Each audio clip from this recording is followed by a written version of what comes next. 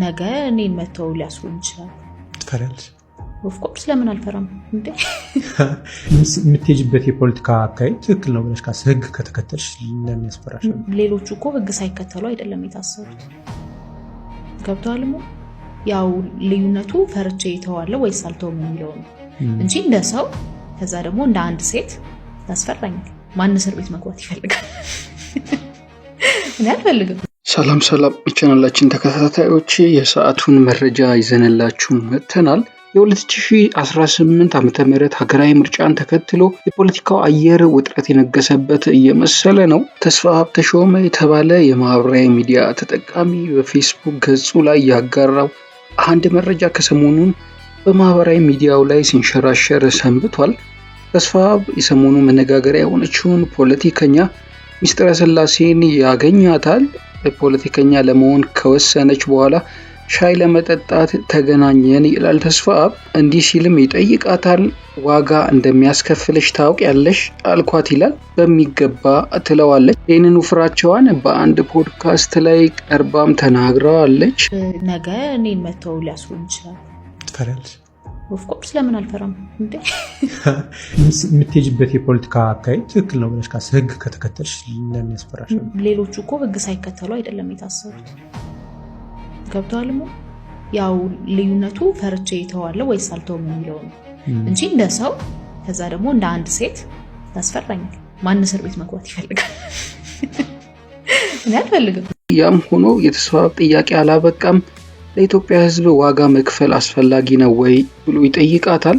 ወጣቷ ፖለቲከኛ ሚስጥረ ለጥያቄው መለሰችው ቀጥተኛ መልስ ነበር። እኔ ዓላማ ያለው ህይወት ነው መኖር የምፈልገው አለችው። የ2018 ዓመተ ምህረት ሀገራዊ ምርጫን ተከትሎ የፖለቲካው አየር ውጥረት የነገሰበት እየመሰለ ነው። ዋጋ እንደሚያስከፍለኝ ያውቃለሁ ያለችው ሚስጥረ እስካሁን ቢያንስ በግልጽ ያስከፈላት ነገር ባይኖርም ከስጋት ነፃ እንዳልሆነች የሚጠቁሙ መረጃዎች እየወጡ ይገኛሉ። ሀቀኛዋና ደፋሯ ፖለቲከኛ ሚስጥረ ቢያንስ እስካሁን ምንም አደጋ ያልገጠማት ቢሆንም የመንግስት ለበቅ ያረፈባቸው የኢትዮጵያ ጋዜጠኞች ስቃይ ያበቃ አይመስልም።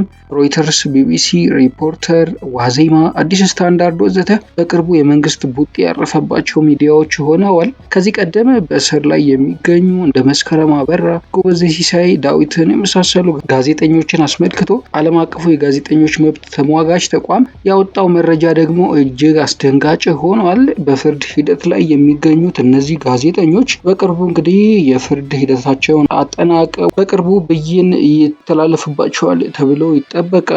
ታዲያ ዓለም አቀፉ የጋዜጠኞች መብት ተሟጋች ተቋም ያወጣው መረጃ አስደንጋጭ ሆኗል። እስከ ሞት የሚያደርስ እንግዲህ ብይን ሊተላለፍባቸው ይችላል የሚል ስጋቱን ነው የገለጸው። ይህ እጅግ አስደንጋጭ ሆኗል። እንግዲህ በምርጫ ዋዜማ ላይ ወደ እርቅ ወደ ሰላም ትጓዛለች የተባለች ሀገር እንዲህ አይነት አስከፊ ብይን ማስተላለፍ ምን ያህል በጣም መነጋገሪያ ሊሆን እንደሚችል መገመት ይቻላል። ተቋሙ አገኘሁት ባለው መረጃ መሰረት ከሰሞኑ ብይን ይተላለፍባቸዋል የተባሉት እነዚህ ጋዜጠኞች ከእድሜ ልክ እስራት እስከ ሞት ቅጣት የሚያደርስ ክስን የቀረበባቸው በመሆኑም ብይን ሊተላለፍባቸው ይችላል። በዚሁ እርከን ውስጥ ተብሎ እንግዲህ መነጋገሪያ ሆኗል። ስጋቱንም በይፋ አውጥቷል ተቋሙ ማለት ነው። ይህም በርካቶችን እያሳዘነ ይገኛል። ነገ እኔን መተው ሊያስሩኝ ይችላል። ትፈሪያለሽ? ኦፍ ኮርስ ለምን አልፈራም እንዴ? የምትሄጂበት የፖለቲካ አካሄድ ትክክል ነው ብለሽ ህግ ከተከተልሽ ለምን ያስፈራሽ? ሌሎቹ እኮ ህግ ሳይከተሉ አይደለም የታሰሩት። ገብቷል? ያው ልዩነቱ ፈርቼ ይተዋለሁ ወይስ አልተውም የሚለው ነው እንጂ እንደ ሰው ከዛ ደግሞ እንደ አንድ ሴት ያስፈራኛል። ማን እስር ቤት መግባት ይፈልጋል? እኔ አልፈልግም። በኢትዮጵያ የመናገር ሀሳብን በነፃነት የመግለጽ መብት እስከምን ድረስ ነው እየተባለ እንግዲህ በብዙዎች መነጋገሪያ እየሆነ ነው። በሰሞኑን እንኳን ያየናቸው ሚዲያዎች አዲስ ስታንዳርድ በግልጽ በኢትዮጵያ መንግስት እንግዲህ መሰረዙን ነው የተገለጸው። የኢትዮጵያ መገናኛ ብዙሃን ባለስልጣን የአዲስ ስታንዳርድ የበይነ መረብ መገናኛ ብዙሃን የምዝገባ የምስክር ወረቀትን እንግዲህ እንደሰረዘ ነው መግለጫ የሰጠው።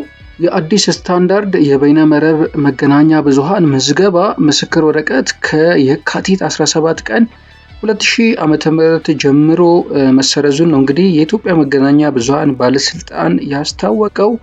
ባለስልጣኑ ባወጣው መግለጫ አዲስ ስታንዳርድ የበይነመረብ መገናኛ ብዙሃን የሚዲያ ስነ ምግባርን፣ የኢትዮጵያ ሕጎችና የሀገርና የሕዝብን ብሔራዊ ጥቅም አደጋ ላይ የሚጥሉ ዘገባዎችን በተደጋጋሚ በማሰራጨት ላይ ይገኛል ነበር ያለው።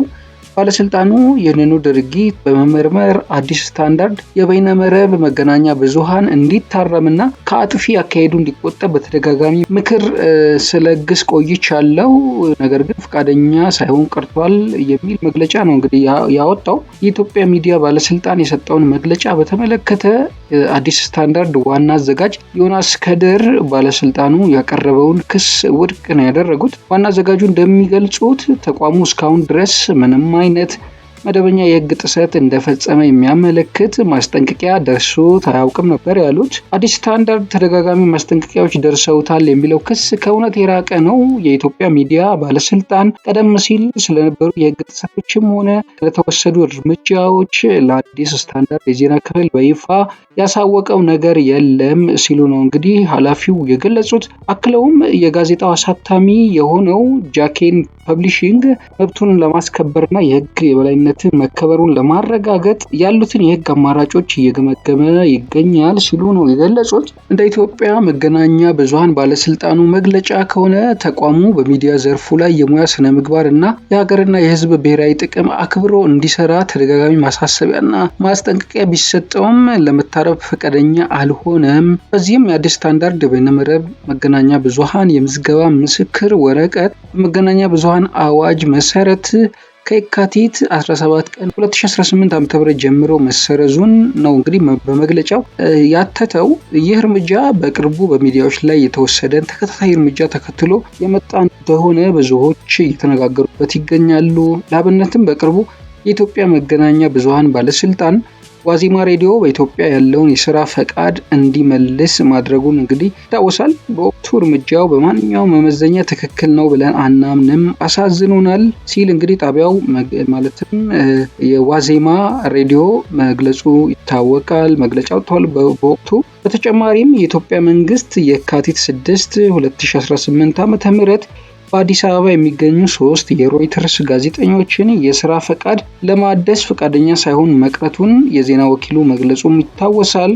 በተጨማሪም የጀርመኑ ዜና ወኪል ዶቼ ቬለ የሚሰሩ 2 የሀገር ውስጥ ጋዜጠኞች የስራ ፈቃዳቸው በዘላቂነት መታገዱ የሚታወስ ሲሆን የቢቢሲ ዘጋቢዎችም የስራ ፈቃዳቸው ሳይታደስ መቅረቱ የኢትዮጵያን የሚዲያ ምህዳር ይበልጥ አሳሳቢ አድርጎታል የተባለው የድንበር የለሽ የጋዜጠኞች ቡድን ይፋ ባደረገው ዓመታዊ የፕሬስ ነጻነት መረጃ ጠቋሚ ሪፖርት መሰረት ኢትዮጵያ ከ180 ሀገራት መካከል 145ኛ ደረጃ ላይ መቀመጫው የሚዘነጋ አይደለም።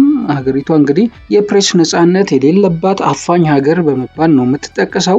እንደ አውሮፓውያኑ አቆጣጠር በ2011 በወርሃዊ መጽሔትነት የተመሰረተው አዲስ ስታንዳርድ ባለፉት ዓመታት ከመንግስት ተቋማት የሚደርስበትን ክትትል ጨምሮ በርካታ ፈተናዎችን ማስተናገዱን እንግዲህ ባለስልጣናቱ ይናገራሉ። ተቋማቱ ከባለስልጣናት የሚደርስበት ጫና እንግዲህ ሲያጋጥመው ይህ የመጀመሪያው እንዳልሆነ ቁሟል። ለአብነትም በሚያዝያ ወር 2017 ዓ.ም ፖሊስ በአዲስ ስታንዳርድ ቢሮና በአንድ ከፍተኛ የስራ ባልደረባ መኖሪያ ቤት ላይ ድንገተኛ ፍተሻ ማካሄዱ የሚታወስ ነው። በወቅቱም 3 ስራ አስኪያጆችን ለጥቂት ሰዓታት በቁጥጥር ስር አውሎ የነበረ ሲሆን ላፕቶፖቻቸውን፣ ስልኮቻቸውን፣ የመረጃ ማከማቻ መሳሪያዎቻቸውን ጨምሮ በርካታ የኤሌክትሮኒክስ ቁሳቁሶችን ወስዶ እንደነበር እንግዲህ አጋልጧል አዲስ ስታንዳርድ። እነዚህ በቁጥጥር ስር ውለው የነበሩ የስራ ባልደረቦች ከጥቂት ሰዓታት በኋላ ቢለቀቁም ፖሊስ ግን ላፕቶፖችን፣ የሞባይል ስልኮችን፣ ሃርድ ድራይቮች እንዲሁም ሲዲዎችን ጨምሮ በርካታ የግልና የስራ መሳሪያዎችን ለሳምንታት ሳይመልስ አስቀርቶ እንደነበር በወቅቱ መነጋገሪያ ነበር። ይህም የዜና ክፍሉ የኮሙኒኬሽን መስመሮች ለጥቃት ተጋላጭ እንዲሆኑ አድርጓል በማለት እንግዲህ አዲስ ስታንዳርድ ሲከስ ነበር። በወቅቱ የጋዜጠኞች መብት ተሟጋች ድርጅት ወይም ሲፒጂኤ የተካሄደውን ድንገተኛ ፍተሻና የንብረት መያዝ ተከትሎ ያለውን ከፍተኛ ስጋት ገልጾ ነበር። ሰሞኑን ደግሞ እንግዲህ የመገናኛ ብዙሃን ባለስልጣን በግልጽ እንዳሳወቅ ተቋሙ መሰረዙን አሳውቋል። ስለዚህ በኢትዮጵያ እውቅና የሌለው ተቋም እንደሆነ ነው እንግዲህ ባለስልጣኑ የገለጸው። ይህም በጣም አስደንጋጭ ሆኗል። አዲስ ስታንዳርድ በሚያወጣቸው በሳል መረጃዎች፣ ትንታኔዎች ይታወቃል። ስለዚህ እንደዚህ አይነት ነገር ማጋጠሙ ኢትዮጵያ በፕሬስ ነፃነቱ ቁልቁል እየሄደች እንደሆነ የሚያመላክት ነው ሲሉ በርካቶች የተነጋገሩበት ይገኛሉ። ጉዳዩን የተለየ ያደረገውም በምርጫ ዋዜማ ላይ እንዲህ አይነት ነገር መከናወኑ ነው። ሌሎች ሚዲያዎችም በዚህ አፈና ውስጥ ገብተዋል ማለት ነው። ስለዚህ የኢትዮጵያ ድባብ እጅግ አስፈሪ እየሆነ ይገኛል። እንግዲህ ውድ የቻናላችን ተከታታዮች ሌሎች መረጃዎችንም እየተከታተልን እንግዲህ ወደ እናንተ የምናደርስ ይሆናል። ከመረጃዎቻችን ጋር ስለነበራችሁ እናመሰግናለን። ላይክ፣ ሼር፣ ሰብስክራይብ እያደረጋችሁ ተደራሽነታችን እንዲሰፋ አግዙን እንላለን። በሌላ መረጃ ዳግም እስከምንገናኝ ሰላም። ነገ እኔን መተው ሊያስሩኝ ይችላል። ትፈሪያለሽ? ኦፍኮርስ ለምን አልፈራም እንዴ? የምትሄጂበት የፖለቲካ አካሄድ ትክክል ነው ብለሽ ህግ ከተከተልሽ ለምን ያስፈራሻል? ሌሎቹ እኮ ህግ ሳይከተሉ አይደለም የታሰሩት። ገብቶሃል? ያው ልዩነቱ ፈርቼ እተዋለሁ ወይስ አልተውም የሚለው ነው እንጂ እንደ ሰው ከዛ ደግሞ እንደ አንድ ሴት ያስፈራኛል። ማን እስር ቤት መግባት ይፈልጋል? እኔ አልፈልግም።